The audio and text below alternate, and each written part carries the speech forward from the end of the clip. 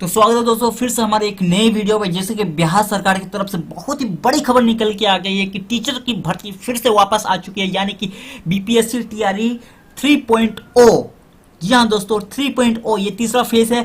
और सूत्रों से हवाले खबर आ रही है कि इस वैकेंसी में 90,000 पदों की वैकेंसी आ चुकी है, यानी कि क्लास 1 से क्लास 12 तक 90,000 वैकेंसी। अगर आप फॉर्म फिलअप करना चाहते हैं, चाहे आप पीआरटी का फॉर्म भरना चाहते हैं, चाहे आप 6 to 8 का फॉर्म फिलअप करना चाहते हैं, चाहे आप 9-10 यानी कि टीजीटी या पीजीटी जो 11-12, इनमें से कोई भी आप फॉर्म फिलअप करना चाहते हैं तो इस वीडियो को लास्ट तक जरूर देखें। इस वीडियो में मैं आपको सारा कुछ बताऊंगा, चाहे आप पीजीटी को भरना चाहते हो, टीजीटी को भरना चाहते हो, 6 to 8 का भरना चाहते हो या पीआरटी के लिए भरना चाहते हैं।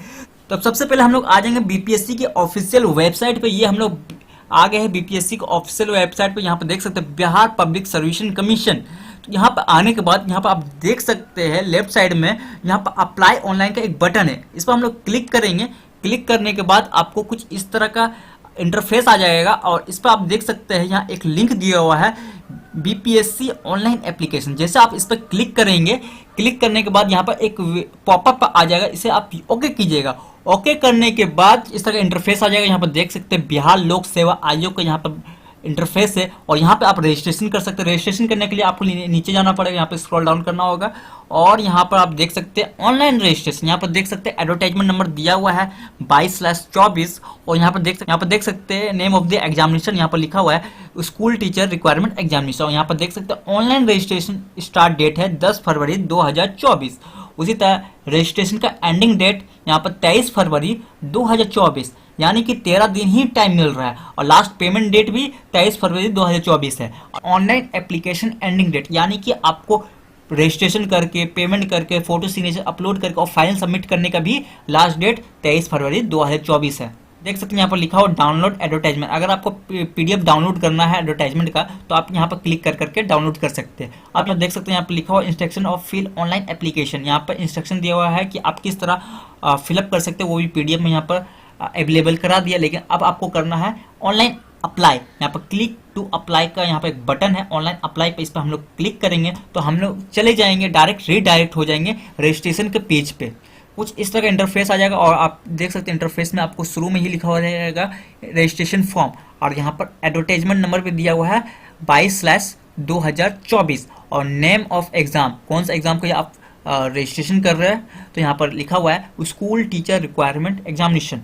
तो एक बात मैं कहना चाहता हूँ, अगर आप फॉर्म फिलअप कर रहे हैं तो आपको कुछ बातें आपको ध्यान देनी चाहिए। जैसे जहाँ जहाँ आपको रेड स्टार है, जैसे यहाँ पर देख सकते हैं कैंडिडेट का फर्स्ट नेम में रेड स्टार है लेकिन कैंडिडेट मिडिल नेम में रेड स्टार नहीं है, लेकिन फादर नेम में रेड स्टार है। जहाँ जहाँ आपका रेड स्टार है ये सब फिलअप करना एकदम ज़रूरी है। इसे आप छोड़ करके यानी ब्लैंक छोड़ करके आप आगे नहीं बढ़ सकते, आपका रजिस्ट्रेशन होगा ही नहीं। इसलिए इस चीज़ पे ध्यान देना होगा और सही करेक्ट भरना होगा।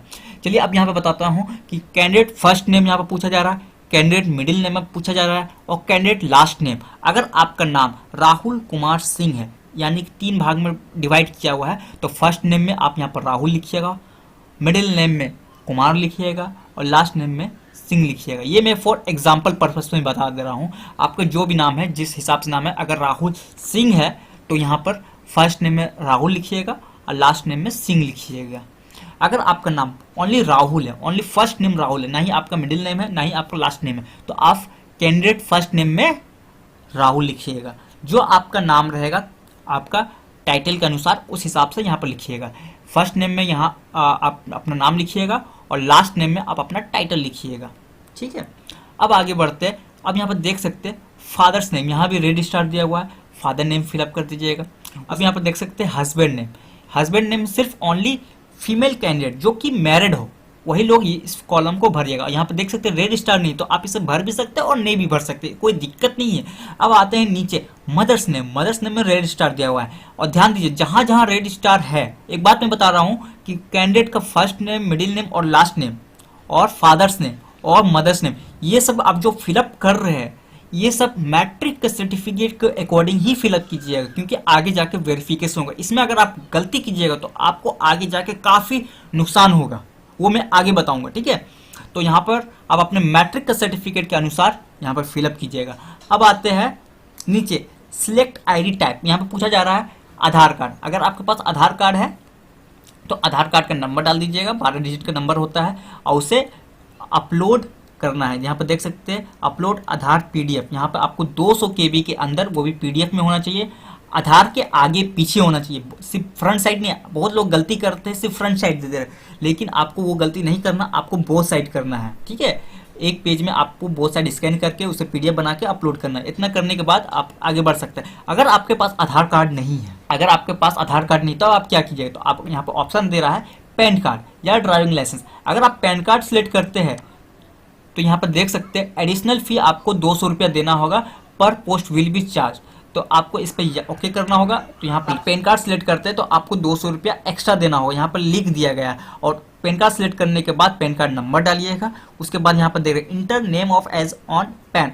पैन कार्ड में जिस तरह आपका नाम लिखा हुआ रहेगा, जो स्पेलिंग के साथ रहेगा, वही उसी को ही भरना होगा, ठीक है। उसी तरह फादर नेम को भी भरना होगा, उसी तरह डेट ऑफ बर्थ भी भरना होगा, जो पैन कार्ड में लिखा हुआ है उसी के अकॉर्डिंग भरना होगा। अगर आपके पास पैन कार्ड भी नहीं है तो आप ड्राइविंग लाइसेंस है आपके पास, तो आप ड्राइविंग लाइसेंस भी यस कीजिएगा। और उसमें भी यहाँ पर दे रहा है कि 200 रुपया एडिशनल फी लगेगा, तो इस पर आप ओके कीजिएगा। ड्राइविंग लाइसेंस सिलेक्ट करने के बाद आपको ड्राइविंग लाइसेंस का नंबर डालना होगा। उसके बाद ब्लड ग्रुप सिलेक्ट करना होगा, जो भी आपका ब्लड ग्रुप है। और इंटर डेट ऑफ इशू, जो आपका ड्राइविंग लाइसेंस का डेट ऑफ इशू है वो आपको डालना होगा। ड्राइविंग लाइसेंस का जो एक्सपायरी डेट है वो आपको यहाँ पर फिलअप करना होगा। उसके बाद ड्राइविंग लाइसेंस का बोथ साइड, बहुत लोग का बोथ साइड होता है, बहुत लोग का सिंगल साइड होता है। जो आपका अगर बोथ साइड है तो बोथ साइड स्कैन कर करके यहाँ पर अपलोड कर दीजिएगा, अपलोड आइडेंटिटी पीडीएफ पे। कार्ड और ड्राइविंग लाइसेंस पे सिलेक्ट नहीं करेंगे, हम लोग सिंपल आधार पर सिलेक्ट करेंगे। आधार सिलेक्ट करने के बाद हम लोग आधार नंबर डाल देंगे और उसे अपलोड कर देंगे। उसके बाद हम लोग आगे बढ़ते हैं। अब यहाँ पर पूछा जा रहा है are you citizen of India.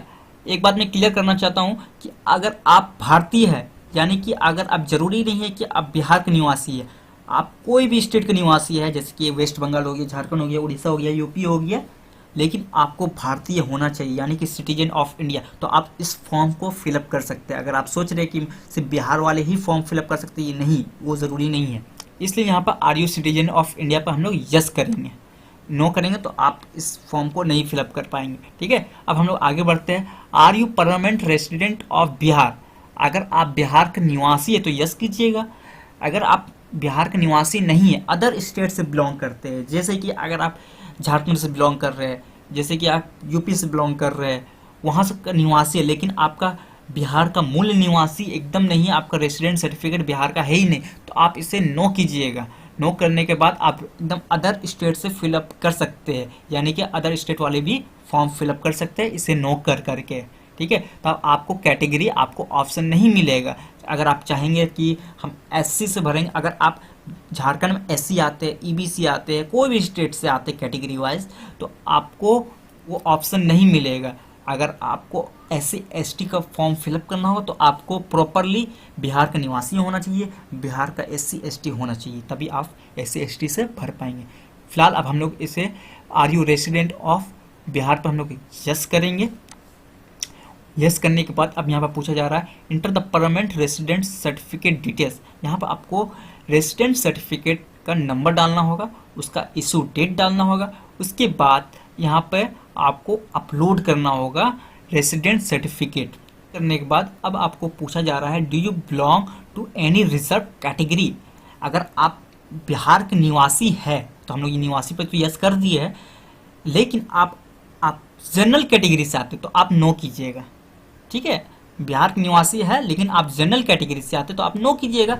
लेकिन अगर आप एससी एसटी ईबीसी या बीसी कैटेगरी से आते हैं तब आपको यस करना होगा, तभी आप रिजर्वेशन कैटेगरी का फ़ायदा ले सकते हैं। ये करने के बाद आपको ये ऑप्शन खुल जाएगा ईडब्ल्यूएस, एससी एसटी ईबीसी या बीसी, इसमें से जो भी आपका कैटेगरी रहेगा उसे आपको सिलेक्ट करना होगा। जैसे कि हम लोग एससी यहाँ पर सिलेक्ट करते हैं। एससी सिलेक्ट करने के बाद यहाँ पर पूछा जा रहा है सिलेक्ट कास्ट नेम। यहाँ पर हम लोग ऑप्शन मिल जाएगा, ढेर सारा ऑप्शन रहेगा, जो भी आपका कास्ट है अकॉर्डिंग टू सर्टिफिकेट उसके अनुसार ही फिलअप कीजिएगा। एग्जाम्पल फॉर हम लोग कोई भी एक सिलेक्ट कर लेते हैं, हम लोग यहाँ पर कोई भी एक सिलेक्ट कर लिए। उसके बाद अब यहाँ पर पूछा जा रहा है enter the caste certificate detail, यानी कि आपका सर्टिफिकेट नंबर डालना होगा यहाँ पे और सर्टिफिकेट का इशू डेट डालना होगा। उसके बाद सर्टिफिकेट इशू कौन किया है, सर्टिफिकेट इशूड बाय, यहाँ पर पूछा जा रहा है बिहार सरकार से हुआ या अदर से हुआ। अगर आप बिहार से ही बनवाए तो सिंपल सा बिहार का ही होगा ना, तो हम लोग यहाँ पर बिहार का सिलेक्ट करेंगे। बिहार पर टिक करने के बाद अब यहाँ पर अपलोड करना होगा सेम जैसे हम लोग रेसिडेंट सर्टिफिकेट अपलोड किए उसी तरह कास्ट सर्टिफिकेट अपलोड करना होगा पीडीएफ बना करके। ये करने के बाद अब आते हैं नीचे, यहाँ पर देख सकते हैं मैरिटल स्टेट, यहाँ पर देख सकते हैं मैरिड और अनमैरिड का ऑप्शन है। आप इसमें गलत फिलअप नहीं कीजिएगा मैरिड होकर कर भी, ठीक है। तो अगर आप मैरिड है तो मैरिड पे सिलेक्ट कीजिएगा और अनमैरिड है तो अनमैरिड। तो हम लोग यहाँ पर अनमैरिड पे क्लिक कर देते हैं और यहाँ पर पूछा जा रहा है जेंडर, जेंडर में आप मेल है फीमेल या थर्ड जेंडर, यहाँ पर देख सकते हैं थर्ड जेंडर वाले भी इस फॉर्म को फिलअप कर सकते हैं। आप इसमें से कुछ भी आते तो उसे आप सिलेक्ट कर लीजिए। चलिए हम लोग यहाँ पे मेल पे सिलेक्ट कर लेते हैं। अब आते हैं नीचे, नीचे आने के बाद यहाँ पर देख सकते हैं are you grandson and granddaughter of freedom fighter as पर एडवर्टाइजमेंट। अगर आपका दादा दादी एक स्वतंत्र सेनानी यानी कि फ्रीडम फाइटर है, आप उनके पोते पोती या नाती है तो आप इस पर यस कीजिएगा, अगर आप नहीं है तो नो कीजिएगा। अगर आप यस करते हैं तो आपको यहाँ पे फ्रीडम फाइटर का सर्टिफिकेट डालना पड़ेगा, उसका इशू डेट डालना पड़ेगा, उसे अपलोड भी करना होगा पीडीएफ बना करके। अगर आप है तो, अगर आप नहीं है, अगर आपका दादा दादी फ्रीडम फाइटर नहीं है तो आप इस पर नो कीजिएगा। तो नो करने के बाद अब आते हैं नीचे, नीचे पे यहाँ पर पूछा जा रहा है are you person with benchmark disability, या इसका मतलब होता है कि हैंडीकैप्ड, दिव्यांग। अगर आप दिव्यांग कैंडिडेट है यानी कि हैंडीकैप्ड कैंडिडेट है तो आप इस पर यस कीजिएगा। यस करने के बाद आपको यहाँ पर एक पॉपअप खुल जाएगा, पॉपअप खुलने के बाद यहाँ पर ओके कीजिएगा। ओके करने के बाद यहाँ पर पूछा जा रहा है कि नेचर ऑफ डिसेबिलिटी, आप किस प्रकार के डिसेबिलिटी है। फर्स्ट ऑप्शन में पूछा जा रहा है विजुअली डिसेबल, यानी कि जिनका आंखों से प्रॉब्लम है, जो आंखों से विकलांग है या हैंडीकैप्ड है, तो वो फर्स्ट वाले ऑप्शन पर सिलेक्ट करेंगे। दूसरा में ऑप्शन में आ जा रहा है हियरिंग डिसेबिलिटी, जिनका सुनने में कोई दिक्कत होती है, जो कान से विकलांग है, वो सेकेंड वाले ऑप्शन पे क्लिक करेंगे। थर्ड में ऑप्शन आ जा रहा है ऑर्थोपेडिकली डिसेबल्ड, जो जिसका चलना फिरना में समस्या है, जो चलन से विकलांग है, वो थर्ड वाले ऑप्शन पे क्लिक करेंगे। और फोर्थ में पूछा जा रहा है मेंटली डिसेबल्ड या मल्टीपल डिसेबल्ड, यानी कि एक इंसान के ऊपर काफ़ी डिसेबल्ड रूप पाए जाते हैं, वो इस पर सिलेक्ट करेंगे, या दिमागी रूप से जो डिसेबल्ड है वो इस पर सिलेक्ट करेंगे। इसमें से जो भी आपको कैटेगरी है वो आप सिलेक्ट कर दीजिएगा। जैसे हम लोग यहाँ पर ऑर्थोपेडिकली डिसेबल्ड पर क्लिक करते हैं। आई होप इसमें आप समझ गए होंगे कि विजुअल, हियरिंग, ऑर्थोपेडिकली और मेंटली डिसेबल्ड क्या होता है। ये आप सिलेक्ट करने के बाद आपको अब यहाँ पर पूछा जा रहा है enter the disability certificate detail. यहाँ आपको डिसेबल सर्टिफिकेट नंबर डालना होगा और इशू डेट डालना होगा। एक बात मैं क्लियर करना चाहता हूँ, डिसेबल कैटेगरी का फॉर्म आप फिलअप करना चाहते हैं, इसका मैं एक प्रॉपर अगर अलग बना दूंगा कि आप डिसेबल कैटेगरी का फॉर्म किस तरह फिलअप कर सकते हैं। और डिसेबल कैटेगरी जरूरी नहीं कि आप बिहार के ही डिसेबल्ड हो, ठीक है। अगर आप अदर स्टेट से भी डिसेबल्ड है, यानी कि अदर स्टेट्स वाले भी हैंडीकैप जो कैंडिडेट है वो भी इस फॉर्म को फिलअप कर सकते हैं, अदर स्टेट वाले। ज़रूरी नहीं कि आप बिहार का निवासी यहाँ पर दिखाना होगा are you resident of yes तभी आपको ये ऑप्शन मिलेगा, नहीं, ये ज़रूरी नहीं है। अगर आप रेजिडेंट ऑफ बिहार पे नो भी करेंगे तब भी आपको डिसेबल्ड कैटेगरी का ऑप्शन मिलेगा और इस पर आप सिलेक्ट करोगे तो आपको मेरिट में काफ़ी प्रेफरेंस मिलेगा और एग्ज़ाम में भी और आगे जाके भी। तो आई होप आप लोग समझ गए होंगे कि डिसेबल्ड कैटेगरी सिलेक्ट करना कितना महत्वपूर्ण है अदर स्टेट वाले के लिए, ठीक है। ये कन्फ्यूजन मैं क्लियर कर देता हूँ कि डिसेबल्ड कैटेगरी को भी स्टेट वाले भर सकते हैं, ठीक है। तो यहाँ पर हम लोग इशू डेट डालने के बाद अब आते हैं, यहाँ पर पूछा जा रहा है दिव्यांग प्रमाण पत्र निर्गत करने वाली सरकारी चिकित्सा या महाविद्यालय एवं अस्पताल का विवरण, जो आपको यहाँ पे इशू किया हुआ है, ठीक है, प्रमाण पत्र, उसे यहाँ पर सिलेक्ट करना है। तो आपका सर्टिफिकेट है उस पर लिखा हुआ है कि इशू कौन किया हुआ। अधिकतर लोग का जो दिव्यांग सर्टिफिकेट होता है यानी कि डिसेबल्ड सर्टिफिकेट होता है वो अधिकतर सिविल सर्जन ही इशू करते हैं। यहाँ पर सिविल सर्जन हम लोग खोजते हैं कहीं है कि नहीं, तो देख सकते हैं यहाँ पर सिविल सर्जन CMO दिया हुआ है, आप इस पर सिलेक्ट कर सकते हैं, ठीक है। तो हम लोग इस पर सिलेक्ट कर देते हैं। सिलेक्ट करने के बाद इशू अथॉरिटी जो आपका सर्टिफिकेट में लिखा हुआ है वो आप यहाँ पर इशू अथॉरिटी पे नाम लिख दीजिएगा, ठीक है। ये करने के बाद अब आपको यहाँ पर बोला जा रहा है अपलोड डिसेबल्ड सर्टिफिकेट। यहाँ आपको PDF में अपलोड करना होगा डिसेबल्ड सर्टिफिकेट को। कि हम लोग यहाँ ऑर्थोपेडिकली डिसेबल्ड सर्टिफिकेट के यानी कि चलन या जो चलना फिरना लिखना से जिसका दिक्कत होता है। तो अगर आपको हाथों से प्रॉब्लम, अगर आप लिख नहीं सकते, आपको लिखने वाला राइटर का आपको ज़रूरत है, तो स्क्राइब रिक्वायर्ड पर हम लोग यहाँ पर यस करेंगे। और यस करने में आपको क्या होगा कि आपको एक अनुमति मिल जाएगा कि आपके साथ एग्ज़ाम में जो आपके जिसको लिखने में प्रॉब्लम होती है उसके एक लिखने के सहायक मिल जाएगा, ठीक है। अगर आप ये चीज़ ऑप्शन नहीं लेना चाहते तो इसे आप नो भी कर सकते हैं। चलिए हम लोग यहाँ पर नो कर दिए। नो करने के बाद हम लोग आगे बढ़ते हैं, महत्वपूर्ण ऑप्शन पे आ गए। बहुत लोग ये मिस्टेक करते हैं इस ऑप्शन पे। अब यहाँ पर मैं क्लियर करना चाहता हूँ, do you want to pay council fee as पर एडवर्टाइजमेंट SC ST डिसेबल्ड और फीमेल। जो SC हो, ST हो, डिसेबिलिटी कैंडिडेट हो या फीमेल कैंडिडेट हो, इसमें से सिर्फ OBC वाले इसमें नहीं है। अगर इसमें से है आप तो आप यस कीजिएगा, तो तभी आपको फीमेल डिस्काउंट मिलेगा, यानी कि 200 रुपया फी लगेगा।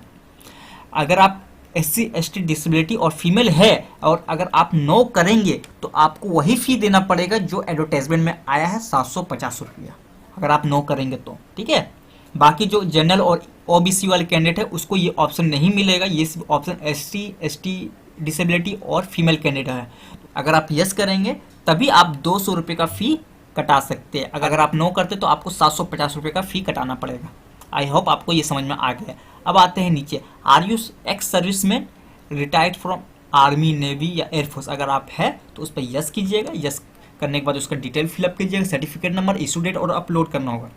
अगर आप एक्स सर्विसमैन नहीं है तो आप इसे नो कर दीजिएगा। नो करने के बाद अब आप यहाँ पर पूछा जा रहा है, पंचायती राज संस्थान एवं नगर निकाय स्थानांतरण नियुक्ति एवं कार्यरत शिक्षक है कहीं या कोई डिपार्टमेंट में कार्यरत कर रहे, तब आप यस कीजिएगा। अगर आप नहीं हैं, कार्यरत नहीं करते, तो आप नो कीजिएगा। बहुत सारे लोग कार्यरत है और इस फॉर्म को अप्लाई करना चाहते हैं, तब वो लोग क्या करेंगे, तो इसे यस करेंगे। यस करने के बाद आपको जो डेजिग्नेशन रहेगा वो आपको फिलअप करना होगा। इंटर द स्कूल, किस स्कूल में आप कार्यरत है वो सिलेक्ट करना पड़ेगा। और फिर आपका किस डिस्ट्रिक्ट में अलॉट है, यानी कि किस डिस्ट्रिक्ट में आप कार्यरत कर रहे वो सिलेक्ट करना होगा। यहाँ पर देख सकते हैं कोई भी एक, जैसे कि हम लोग यहाँ पर अरवल में आप कार्यरत है तो वो सिलेक्ट कीजिएगा। डिस्ट्रिक्ट डालने के बाद अब आपको यहाँ पर बोला जा रहा है कि सर्टिफिकेट नंबर, NOC और ज्वाइनिंग लेटर, यानी कि जिस स्कूल में आप कार्यरत है वहाँ आपको नो ऑब्जेक्शन सर्टिफिकेट इशू करवाना होगा। अगर आपको इशू नहीं हो रहा तो आप ज्वाइनिंग लेटर भी दे सकते हैं। यहाँ पर स्लाइस करके ज्वाइनिंग लेटर दिया हुआ है, आप उस सर्टिफिकेट नंबर डाल दीजिएगा, उसे इशू डेट भी डाल दीजिएगा। फिर आपको उस सर्टिफिकेट को, चाहे NOC हो चाहे ज्वाइनिंग लेटर हो, उसे अपलोड करना होगा आपको PDF में। ये करने के बाद अब आते हैं नीचे। अभी हम लोग आ गए हैं एजुकेशनल क्वालिफिकेशन के डिटेल पे। यहाँ पर देख सकते हैं, यहाँ लिखा हुआ अपनी शैक्षणिक योग्यता के अनुसार इनमें से कोई एक चुने। क्या है, इनमें से कोई एक ही चुनना है। तो यहाँ पर देख सकते हैं फर्स्ट में लिखा हुआ है ऑप्शन B.Ed/B.Ed M.Ed/BLed, फिर B.Ed, ठीक है, और BSc Ed, फिर BPEd और DLEd। यहाँ पर ध्यान दीजिएगा, यहाँ DLEd का भी ऑप्शन दिया हुआ है। अगर आप संगीत विषय के लिए अप्लाई करना चाहते हैं, संगीत विषय के शिक्षक बनना चाहते हैं, लेकिन आपको कौन से वर्ग के लिए बन सकते हैं, कक्षा 9 से 10 और 11 से 12 दोनों के लिए चयन है। और कंप्यूटर के लिए इसमें सिर्फ SC ST कल्याण विभाग में कक्षा 6 से 10 और शिक्षा विभाग में 11 से 12। आई होप आप समझ में आ गए कि B.Ed हो या DLEd हो या संगीत विषय या कंप्यूटर विषय वाले भी अप्लाई कर सकते हैं, लेकिन उसका भी टर्म कंडीशन है, ठीक है। लेकिन अगर आप केवल कंप्यूटर विज्ञान विषय में अभ्यर्थी है जो शैक्षणिक योग्यता रखते हैं लेकिन B.Ed धारक नहीं है, ठीक है, ध्यानपूर्वक B.Ed धारक नहीं है, तो आप कौन सा कक्षा के लिए अप्लाई कर सकते हैं, 11 से 12। और जो यहाँ पर कंप्यूटर धारक है ये आपको B.Ed होना चाहिए इसमें, ठीक है। और फिर आते हैं नीचे, केवल संगीत विषय के अभ्यर्थी जो शैक्षणिक योग्यता रखते हैं लेकिन B.Ed धारक नहीं है, तो वो कक्षा 11 से 12 के लिए अप्लाई कर सकते हैं। फोर्थ में आता है केवल संगीत और ललित कला और नृत्य, कौन सा कक्षा के लिए अप्लाई कर सकते हैं, कक्षा 9 से 10 के लिए। और केवल विशेष विद्यालय अध्यापक, ठीक है ना, उसके लिए अप्लाई करना चाहते हैं तो आप कौन कक्षा के लिए अप्लाई कर सकते हैं, कक्षा 9 से 10। तो आई होप आप लोग इसमें समझ गए होंगे कि आपका इसमें से कौन सा कैटेगरी है। अगर आपके पास B.Ed हो या DLEd हो या BLEd हो या 4 ईयर वाला इंटीग्रेशन B.Ed हो, तब भी आप इस पर सिलेक्ट कर दीजिएगा, इससे आप अप्लाई कर सकते हैं, ठीक है ना, B.Ed के ऊपर। अभी हम लोग अप्लाई कर रहे हैं B.Ed यानी कि बैचलर ऑफ एजुकेशन वाले के लिए, ठीक है। चाहे आप डीएलएड हो, उनके लिए भी ये अप्लाई हो रहा है। इतना करने के बाद अब आते हैं नीचे। अब आपसे पूछा जा रहा है कि आपके द्वारा उत्तीर्ण पात्रता या दक्षता परीक्षा। ठीक है, पहले हम लोग समझेंगे पात्रता और दक्षता परीक्षा क्या है। दक्षता परीक्षा यहाँ पर लिखा हुआ है वर्ष 2012 से पहले जो दक्षता निकाला हुआ है या जो कार्यरत है, ठीक है ना, वो केवल दक्षता परीक्षा पर सिलेक्ट करेंगे। ठीक है, और अगर आप सीटेट है या बीटेट है या एस्टेट है तो आप फर्स्ट वाला पे क्लिक कीजिएगा। तो फर्स्ट यहाँ पर ओके कर दीजिएगा, फिर उसका डिटेल फिलअप कीजिएगा। अगर आपके पास ये वाला ऑप्शन है, आप 2012 से पहले कार्यरत है और आपके पास केवल दक्षता है, तो आप इस पर सिलेक्ट करेंगे। यहाँ पे आपका जो दक्षता सर्टिफिकेट है कक्षा 1 से 5 के लिए, 6 से 8 के लिए या 9 से 10 के लिए है, तो आप सब कुछ डेट अगर आपके पास कक्षा 1 से 5 है तो आप फर्स्ट वाले ऑप्शन पे क्लिक कीजिएगा, यहाँ पर ओके कीजिएगा, उसका सर्टिफिकेट नंबर डालना है, उसका इशू डेट डालना है, उसे अपलोड करना है। ठीक है, इतना करने के बाद ही आपका ये कंप्लीट होगा। अगर आप दक्षता वाले कैंडिडेट नहीं है, यानी कि 2000 पहले से पूर्व नियुक्ति एवं कार्यरत शिक्षक नहीं है, तब तो आपको एक ही ऑप्शन है, पात्रता परीक्षा पे ही सिलेक्ट करना होगा। यानी कि यहाँ पर लिखा हुआ CTET paper 2, BTET paper 2, Bihar state paper 1, Bihar state paper 2 पे ही आपको क्लिक करना है। यहाँ पर हम ओके करते हैं। आई होप आप समझ में आ गया है कि पात्रता परीक्षा और दक्षता परीक्षा में क्या फ़र्क है। ठीक है, तो हम लोग फर्स्ट वाले पे ऑप्शन पे क्लिक किए। जब आप पात्रता परीक्षा पर सिलेक्ट करेंगे तो आपके लिए 4 को ऑप्शन खुल जाएगा, जिसमें कि अगर आप 1 to 5 के लिए अप्लाई करना चाहते हैं तो आपके पास होना चाहिए सीटेट पेपर 1, बीटेट पेपर 1। ठीक है, जो कि सिर्फ ओनली डीएड कैंडिडेट भर पाएंगे, क्योंकि बीएड वाले अगर आप 6 to 8 के लिए अप्लाई करना चाहते हैं तो आपके पास सीटेट पेपर 2 होना चाहिए। अगर आपके पास सीटेट पेपर 2 नहीं है तो बीटेट पेपर 2 होना चाहिए। ठीक है, अगर आप 9-10 के लिए अप्लाई करना चाहते हैं, ठीक है, 9-10 के लिए माध्यमिक विद्यालय अध्यापक के लिए, तो आपके पास स्टेट पेपर 1 होना चाहिए। ठीक है ना, स्टेट पेपर 1। लेकिन स्टेट पेपर 2 ओनली कंप्यूटर वाले ही अप्लाई कर पाएंगे। अगर जो कंप्यूटर पोस्ट के लिए अप्लाई करना चाहते हैं तो उसके पास स्टेट पेपर 2 क्लियर होना चाहिए। ठीक है ना, कक्षा 9 से 10 के लिए। अगर आप SC/ST डिपार्टमेंट विभाग में अप्लाई करना चाहते हैं तो आपको स्टेट पेपर 1 क्लियर होना चाहिए, तभी आप क्लास 6 से 10 के लिए अप्लाई कर सकते हैं फॉर ऑल सब्जेक्ट। और अगर आप पीजीटी के लिए अप्लाई करना चाहते हैं, यानी कि 11-12 के लिए, तो आपको बिहार स्टेट पेपर 2।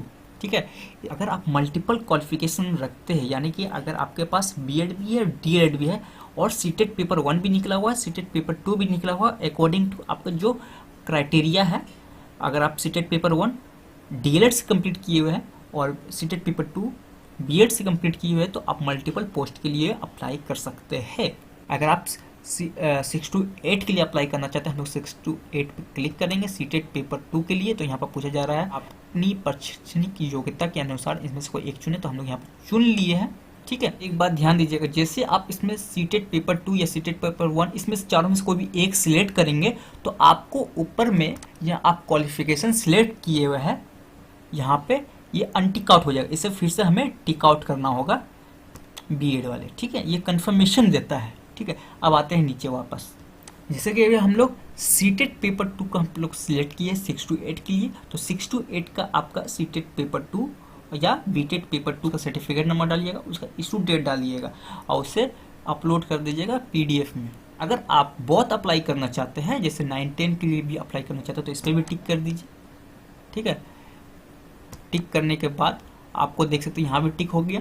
टिक करने के बाद यहाँ पर देख सकते हैं हमारा एक और ऑप्शन खुल गया है, बिहार स्टेट पेपर 1, कक्षा किसके लिए, 9 से 10 के लिए। तो उसी तरह आपको स्टेट पेपर 1 का सर्टिफिकेट नंबर डालना होगा, उसका इशू डेट डालना होगा, उसका अपलोड भी करना होगा। हमारा स्टेट पेपर 1 नहीं है तो इसीलिए हम लोग इसे अनटिक आउट करेंगे और यहाँ पर ओके कर दीजिए। अब आते हैं आगे बढ़ते हैं। अब आप यहाँ पर देख सकते हैं, यहाँ पर लिखा हुआ आप इनमें से किस विद्यालय अध्यापक की अनिवार्य अर्हता रखते हैं। अगर आप शिक्षा विभाग के विद्यालय अध्यापक पद के लिए अप्लाई करना चाहते हैं तो इस पर टिक कर दीजिए। और अगर आप कल्याण विभाग के अनुसूचित जाति एवं अनुसूचित जनजाति वर्ग विद्यालय अध्यापक के लिए अप्लाई करना चाहते हैं तो इस पर सिलेक्ट कीजिए। आप दोनों के लिए अप्लाई करना चाहते हैं तो आप दोनों भी फिलअप कर सकते हैं, क्योंकि शिक्षा विभाग के लिए अलग सीट है, ठीक है, कल्याण विभाग के लिए अलग सीट है, ठीक है, लेकिन बशर्ते उसमें कैटेगरी वाइज सीट होना चाहिए। तो अभी हम लोग फिलहाल शिक्षा विभाग के लिए अप्लाई करना चाहते हैं, तो हम लोग सिंपल से यहाँ पर टिक कर दिया, शिक्षा विभाग के विद्यालय अध्यापक पद के लिए अप्लाई करना चाहते हैं, ठीक है। अब आते हैं नीचे, यहाँ पर पूछा जा रहा है लैंग्वेज पेपर, यहाँ पर क्वालिफाइंग पार्ट 1 ये मैंडेटरी है, ये क्वालिफाइंग पेपर, इसमें से आपका क्या होना चाहिए, यहाँ पर उर्दू, बंगला, हिंदी, इनमें से कोई एक सिलेक्ट कीजिए जो आपको आता हो, ठीक है। तो हम लोग क्वालिफाइंग पेपर यहाँ पर हिंदी कर दी है, अगर आप उर्दू वाले हैं तो उर्दू भी सिलेक्ट कर सकते हैं, अगर आपको बंगला भी आती है तो बंगला भी सिलेक्ट कर सकते हैं, ठीक है। तो हम लोग यहाँ पर हिंदी कर दी है। अब आते हैं नीचे, यहाँ पर डेट ऑफ बर्थ पूछा जा रहा है, डेट ऑफ बर्थ में भी रजिस्टर है। सबसे पहले डेट सिलेक्ट करेंगे, तो डेट में हम लोग यहाँ पर फर्स्ट पे क्लिक कर दिए, फिर उसके बाद मंथ सेलेक्ट करेंगे, जनवरी यानी 01, ठीक है। उसके बाद ईयर भी हम लोग यहाँ पर सिलेक्ट करते हैं, रैंडम कोई सा भी, आपको मैं बस एग्जांपल पर्पस बता दे रहा हूँ।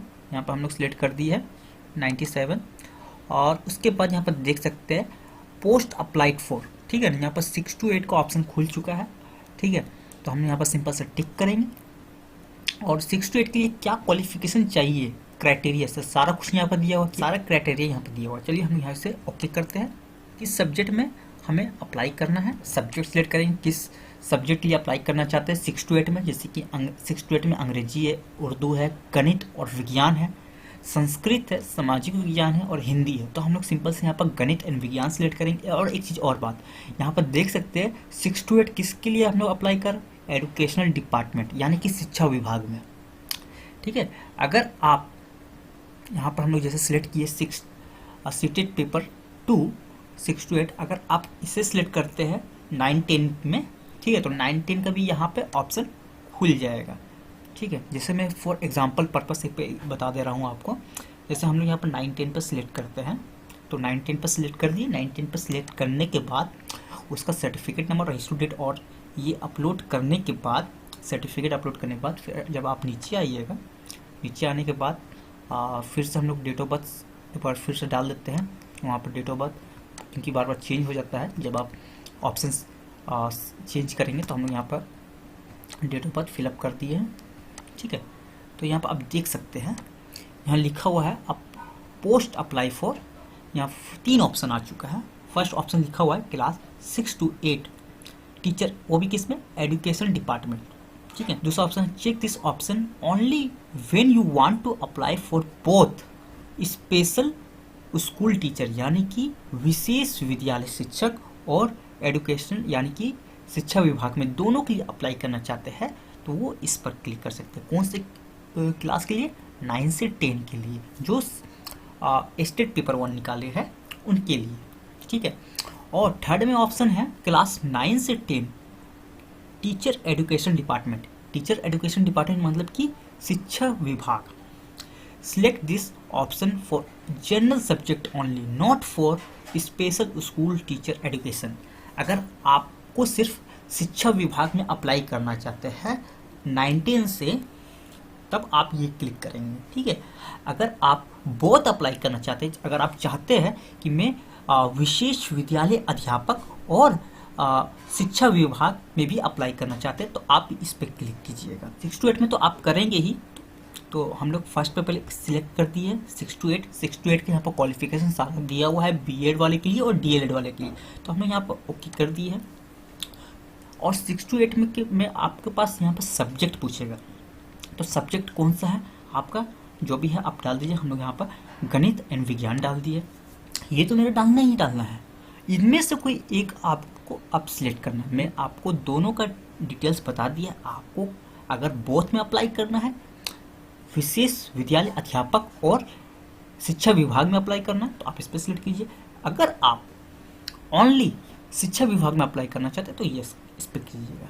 ये उस पर वही लोग कर सकेंगे जो स्पेशल विशेष बीएड किए हुए हैं, ठीक है, वही लोग टिक आउट करेंगे।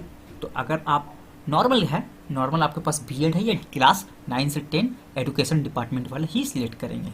जब आप ये सिलेक्ट करेंगे तो इसमें भी आपका सारा क्राइटेरिया आएगा कि आपके पास बीएड होना चाहिए, बीएड के बाद आपको 50% मार्क्स होना चाहिए, प्लस आपका स्टेट पेपर 1 क्लियर होना चाहिए, ठीक है।